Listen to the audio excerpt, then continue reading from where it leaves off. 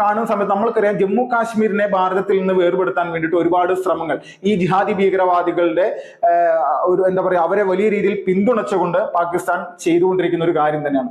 അപ്പോൾ പാകിസ്ഥാൻ ഒരു തിരിച്ചടി ഇതേ മോഡലിൽ കൊടുക്കുക എന്നുള്ള ഒരു നയത്തിലേക്ക് നമ്മുടെ രാജ്യം മാറിയിരിക്കുന്നു എന്നുള്ള ഒരു ഗംഭീര വാർത്തയാണ് ഇപ്പോൾ പുറത്തു വന്നിരിക്കുന്നത്.